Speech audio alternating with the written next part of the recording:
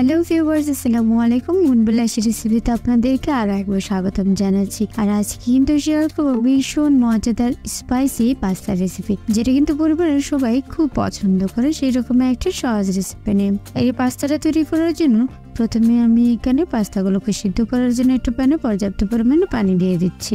আর সাথে আমি 2 প্যাকেট এখানে পাস্তা নিয়ে নিয়েছি, যেটা একটা বাঁকা শেপের এবং আরেকটা লম্বা শেপের।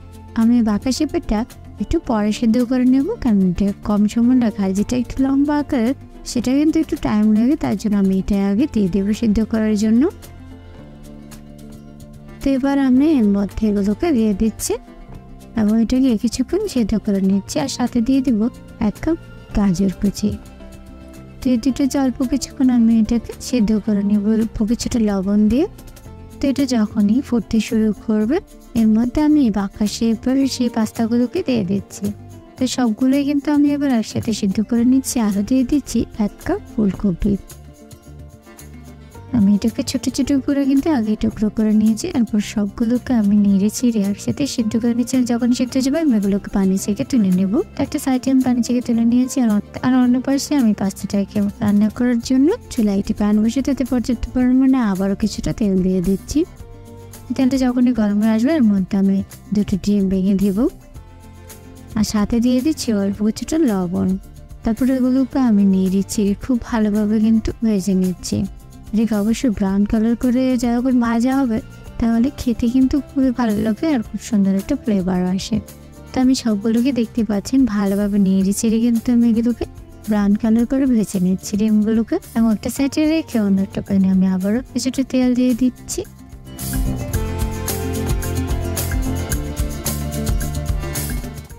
আর তেলের মধ্যে এবার আমি এখানে 2টো পেঁয়াজ কুচি দিয়ে দিব।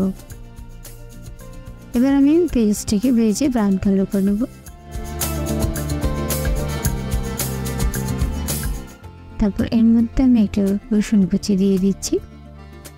দুটোকে ব্রাউন কালার করে দিয়ে দিচ্ছি 1 চামচ আদা রসুন পেস্ট। আর ফ্রিজে থাকার কারণে কিন্তু একটু শক্ত ছিল, তার মধ্যে আমি অল্প কিছুটা পানি দিয়ে এগুলোকে আবারও ভেজে নিচ্ছি।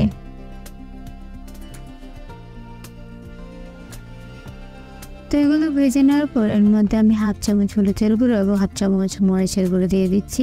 আর অল্প কিছুটা পানি দিয়ে এবার স্বাদ মতো কিছুটা লবণ দিয়ে দিচ্ছি। তারপর চামচ দিয়ে আমি নেড়ে চেড়ে সবগুলো মশলাকে এবার একসাথে আমি কষিয়ে নেব। তো দেখতে পাচ্ছেন যখন এই মশলাটা কষিয়ে বসবে এর মধ্যে আমি 3-4টে কাঁচামরিচ কুচি দিয়ে দেবো এবং সবগুলো এসে মিশিয়ে দিচ্ছি। তারপর দিয়ে দিব 1 কাপ টমেটো কুচি। এটা দিয়ে কিন্তু পাস্তাটা খেতে ভীষণ ভালো লাগে। তো টমেটো কুচিটা দিয়ে আমি এর মধ্যে নেড়ে ছিঁড়ে এবার এগুলোকে মিশিয়ে নিচ্ছি। তারপর একটু ঢাকনা দিয়ে ডেকে আমি বেশ কিছুক্ষণ আবার ওটাকে কষিয়ে নিচ্ছি। আমি যখন এটা কষানো হয়ে যাবে এর মধ্যে সেই পানি থেকে তুলে রাখা পাস্তাগুলোকে এবার দিয়ে দিচ্ছি।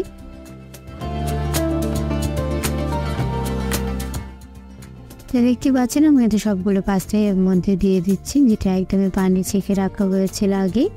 তারপর নেড়ে চেড়ে আমি কিন্তু এবার মশলাগুলোর সাথে এই পাস্তাগুলোকে মিশিয়ে দিচ্ছি। তো নেড়ে চেড়ে আমি সবগুলোর সাথে খুব ভালোভাবে কিন্তু মিক্স করে নিচ্ছি।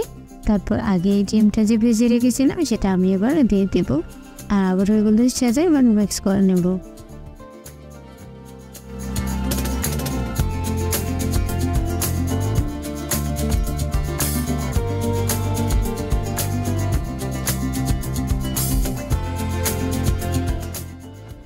তো যখনই নেড়ে চেড়ে কিছুক্ষণ আমি মিক্স করে নেব, এর মধ্যে আমি অল্প কিছুটা জিরা দিয়ে দেবো আর দিয়ে দেবো 2 টেবিল চামচের মতো সয়া সস।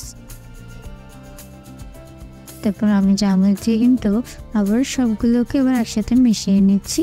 আর যে পাস্তার মধ্যে মশলা ছিল সেই মশলা দুটোকে এবার আমি এর মধ্যে দিয়ে দিচ্ছি। এই মশলাটা কিন্তু অবশ্যই খেয়াল করে দিতে হবে, এতে কিন্তু খুবই সুন্দর ফ্লেভার আসবে এবং খেতে পুরোপুরি পাস্তার একটা স্বাদ পাওয়া যাবে। তো এভাবে কিন্তু আমি পাস্তার মশলা দুটোকে দিয়ে দিয়েছি আর নিয়ে চিড়ে বেশ কিছুক্ষণ এটাকে আবার ঝাল করে নিয়েছি। আর তৈরি হয়ে গেছে কিন্তু ভীষণ মজাদার পাস্তা।